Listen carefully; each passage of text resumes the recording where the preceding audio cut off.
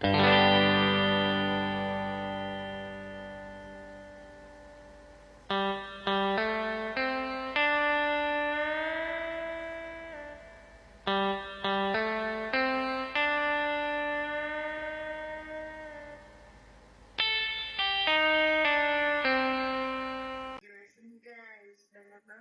Islam itu ada 5. Yang pertama itu ialah mengucapkan 2 kalimat syahadat. Lalu yang kedua mendirikan sholat. Yang ketiga menunaikan zakat. Yang keempat berpuasa di bulan Ramadan. Nah, yang kelima atau yang terakhir ialah menunaikan ibadah haji bagi yang mampu. Ada yang tahu ucapan 2 kalimat syahadat? Dan maknanya? Mungkin ada yang bisa menjelaskan atau ada yang sudah mengetahuinya. Oh, belum ya? Sudah ya, Bapak jelaskan ya. Jadi, syahadat itu ialah mengakui bahwa Allah satu-satunya Tuhan yang wajib disembah dan Nabi Muhammad adalah utusan Allah.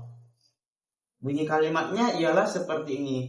Asyhadu an la ilaha illallah wa asyhadu anna Muhammadar Rasulullah.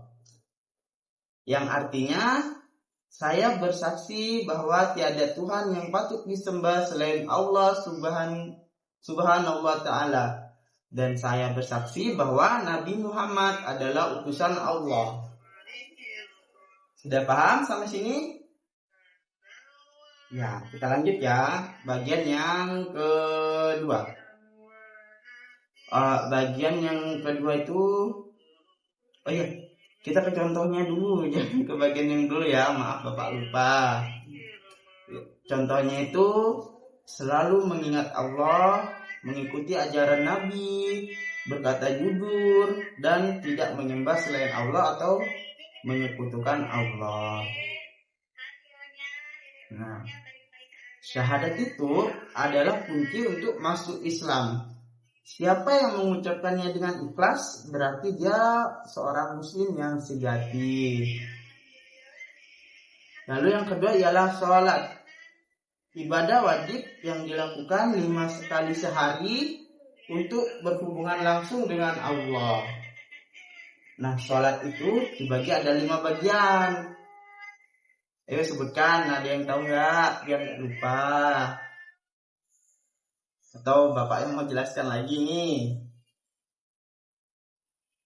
Iya betul. Waktu sholat itu ada subuh. Dimulai kita dari bangun tidur itu sekitar jam 4 lewat.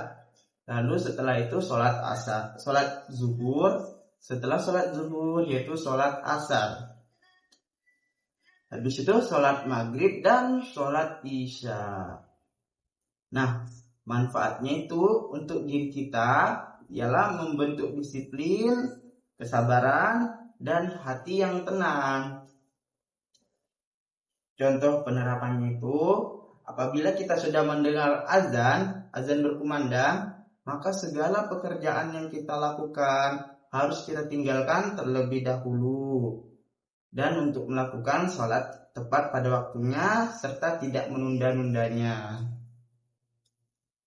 Sholat itu juga merupakan tiang agama.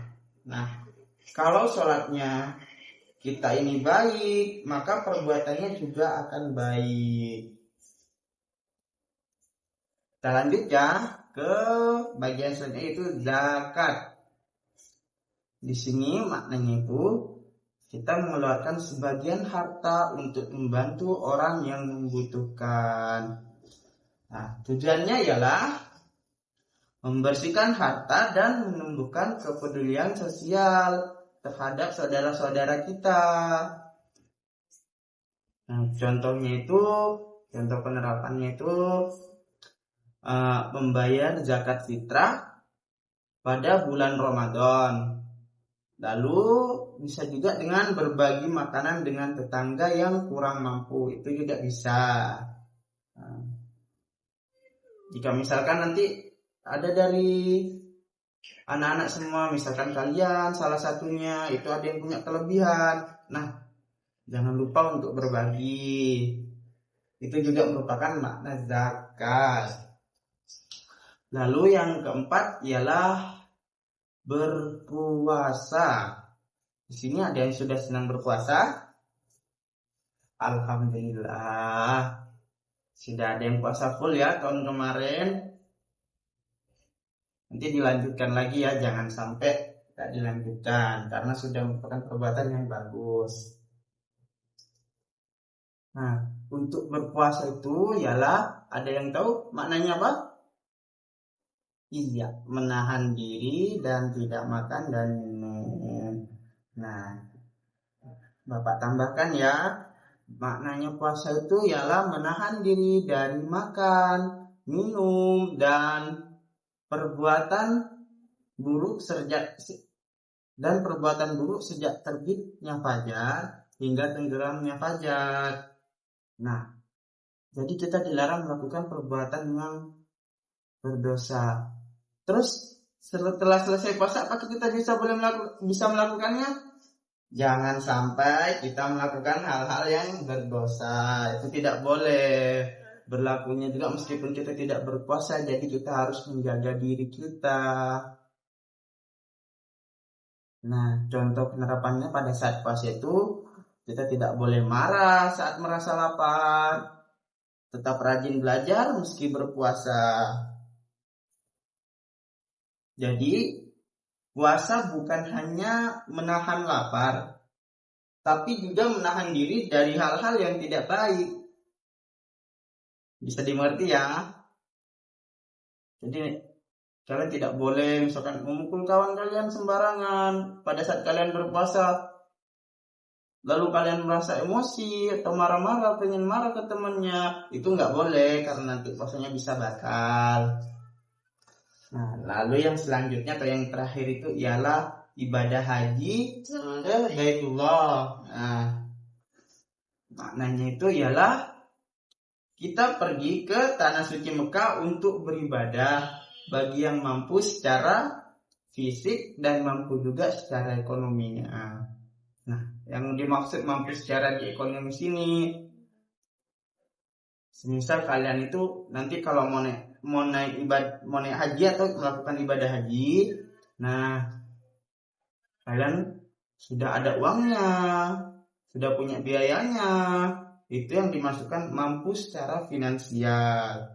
Nah, terus kalau nanti Pak, gimana caranya kalau kita pengen naik ibadah haji tapi uangnya kita pas-pasan? Ya, menabung.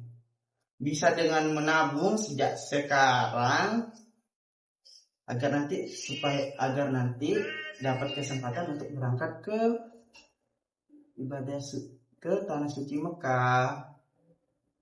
Nanti semoga ya kalian diijabah doanya satu persatu keinginannya. Apabila ada yang ingin melakukan ibadah haji ke tanah suci Mekah, Bapak doakan juga semoga kalian ada yang mampu.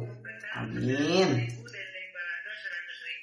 Nah, jadi 5 rukun Islam ini wajib bagi setiap muslim.